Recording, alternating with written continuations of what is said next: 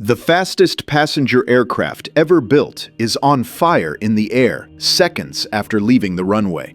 A trail of flame 60 meters long streams behind its left wing. There are 109 people on board, and they have about a minute left. For nearly a quarter of a century, this machine had been the symbol of the future, and it had never once crashed. And on this July morning, it was brought down by a strip of metal the length of a hand, lying by chance on the runway. And the hardest part is not the chance of it. This aircraft had a weakness that had been known for 2 decades, and on this morning, everything lined up. To feel the weight of the loss, it helps to remember what Concorde was. Britain and France spent more than 10 years building it together. 2 countries that rarely agreed on anything put their money into one shared project to outdo everyone else. What came out was a slender white aircraft with a triangular wing and a nose that drooped, cruising 18 kilometers up at twice the speed of sound. From that height, passengers could see the curve of the planet through the window, while far below, ordinary airliners crawled along 3 times slower. Concorde cut the Atlantic crossing in half, Paris to New York in 3.5 hours. A ticket cost a small fortune, but what people really bought was not the flight. It was the feeling that the future had already arrived, and that you could simply step aboard it. Only about 24 of these aircraft were ever built, and just 2 airlines flew passengers on them, one British, one French. Concorde almost never paid for itself. It drank so much fuel that only the very wealthy could afford a seat. But both countries kept it in the sky not for profit but for prestige, as living proof that they could do what no one else could. On the 25th of July, 2000, one of these rare machines was preparing for an ordinary crossing of the Atlantic. The flight was a charter. That morning, an Air France Concorde was to carry 100 passengers, almost all of them German tourists, to New York. A cruise ship was waiting there, and beyond it, 16 days at sea. Ordinary people at the start of a long holiday they had saved for and planned down to the smallest detail. The aircraft was flown by Captain Christian Marty. He had thousands of hours in the air behind him, and he was not a timid man. 18 years earlier, Marty had been the first person in the world to cross the Atlantic alone on a windsurfing board, 37 days, one-on-one with the ocean. He knew how to weigh a risk and how not to fear it. But what was about to happen in the next few minutes could not be weighed. That morning at Charles de Gaulle, everything went as it always did. Passengers checked their bags, settled into the narrow leather seats, and looked out at the sharp nose of the machine many of them had dreamed of for years. Ahead lay 3.5 hours in the air, New York, and a whole ocean of rest. None of them knew that only minutes remained before disaster, and that its cause was already lying on the concrete of the runway a few hundred meters ahead. It began a few minutes before Concorde's departure. From that same runway, another aircraft had taken off, a large Continental DC-10. During its roll, a narrow titanium strip about 40 centimeters long came loose from one of its engines, a part that, in a recent repair, had been fitted against the manual, the wrong metal, without the proper fastening. It fell onto the concrete and lay there across the path, a piece of metal the size of an ordinary ruler that no one noticed. On its own, just debris on a runway. Its entire danger lay only in what it would one day meet. At 42 minutes past 2, Concorde began its roll. The heavy machine, filled to the brim with fuel, gathered speed, and at some point it passed the speed beyond which a takeoff can no longer be called off. Stopping within the runway was no longer possible. There was nothing left to do but leave the ground. And at that exact second, the left wheel ran over the titanium strip.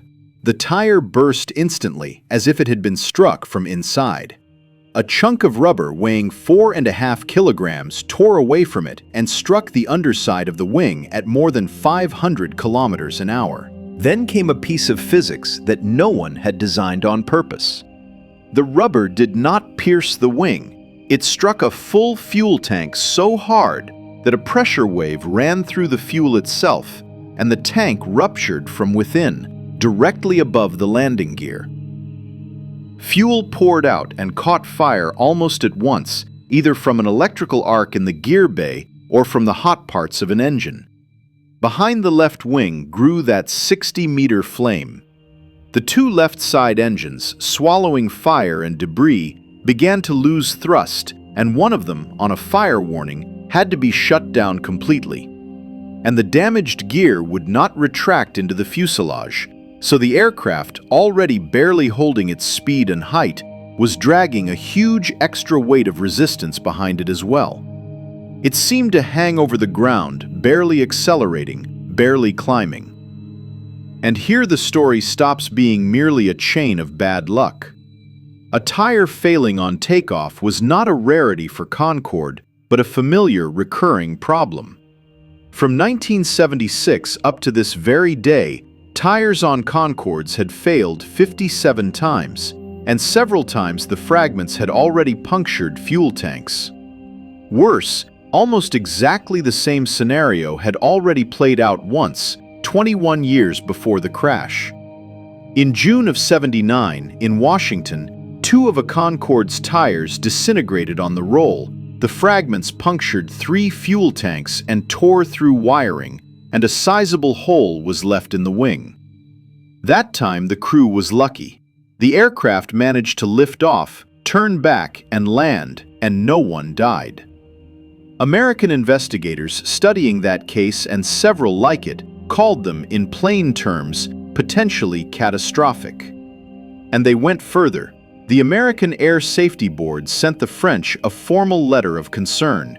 In just 20 months, between '79 and '81, Air France Concordes had suffered 4 such incidents in a row. After that event, the tires and the wheels were indeed reinforced, and the tire problem was taken to be solved. So firmly taken for granted that over 20 years, the danger was quietly assumed to be handled, and the far heavier job of armoring the tanks themselves was never done. So a tank rupturing from a piece of tire was not an unthinkable fluke. It was an old weakness that had slipped from view because its symptom, the bursting tires, had seemingly been cured, while the weakness itself had not. 12 years later, a court would acknowledge the same thing, that this aircraft's vulnerability to such impacts had been known for more than 20 years. And in the cockpit, in those seconds, the crew was fighting for a machine that could no longer be saved. Too late to brake, no speed or height left to climb or turn back to the runway. Captain Marty dragged the burning aircraft upward with everything he had, trying to reach at least the nearest airfield, but it stayed in the air for less than a minute. The last of the working left side engines failed, and Concorde, losing its final thrust, came down onto a small hotel in the town of Gonesse, only a few kilometers from the airport. From the start of the takeoff roll to impact, barely 90 seconds had passed. From the ground, those 90 seconds looked different. People in Gonesse saw an enormous white aircraft passing low over the houses, trailing a wall of fire and smoke behind it, and a moment later it vanished behind the rooftops, and a column of black smoke rose over the suburb. Everyone on board was killed, 109 people, 100 passengers and 9 crew, and 4 more on the ground in that same hotel. The German tourists flying out to a cruise never saw their ship. The long holiday they had waited for ended less than 2 minutes after the aircraft first moved. And Captain Marty, who had once crossed a whole ocean alone under a sail, could not carry his own machine even a couple of kilometers. In all, on that July morning, 113 people died. The reaction was immediate. That same day, Air France and British Airways pulled every one of their Concordes out of service, and the authorities revoked the aircraft's certificate of airworthiness, its formal permission to fly at all. And only now did they do what, for 20 years, had never been done. They lined the tanks from within with Kevlar, the same material used in body armor, and re-shod the wheels with new Michelin tires that would not fly apart into sharp fragments. The whole modification program cost around £17 million. A little over a year later, in November of 2001, Concorde returned to the sky. The trouble is that the old trust was gone. There were fewer and fewer passengers. A rare, complex, and thirsty machine was harder to keep running each year. And then a heavy downturn hit aviation in the early 2000s. The economics of supersonic flight, fragile to begin with, finally stopped adding up. In 2003, only a couple of years after its return, both carriers retired Concorde, this time for good. The fastest way to cross the Atlantic became a museum exhibit. People walk up to it, take photographs, peer into the narrow cabin, but no one flies on it anymore. Investigators reconstructed the picture fairly quickly. On the runway, they found that titanium strip, and through it, they traced the DC-10 that had taken off just before Concorde. And then the legal ending came, of a piece with the rest of the story. In 2010, a French court found Continental and its mechanic guilty of involuntary manslaughter. After all, it was their part lying on the runway. But 2 years later, an appeal overturned that verdict. One mechanic's mistake was judged too small a cause to place criminal blame on him for the deaths of 113 people. What remained of the verdict was only the company's financial liability, €1 million. Criminally, for those 113 deaths, in the end, no one answered at all. There is one more consequence, less obvious than the rest.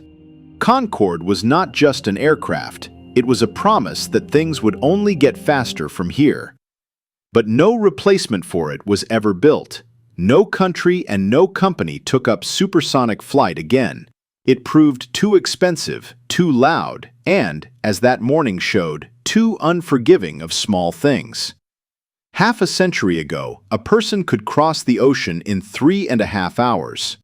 Today, it takes 7 or 8, exactly as it did before Concorde. The dream that the future would be fast quietly closed along with it. Concorde flew for nearly a quarter of a century and, until that morning, had never crashed once.